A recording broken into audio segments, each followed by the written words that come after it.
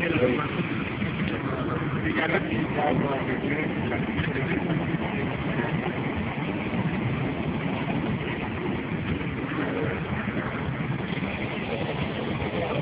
no, ya, eso, las muestras que están a salir de los dientes, que quedó un poco bonito, como sabes que no permanente, ya era necesario.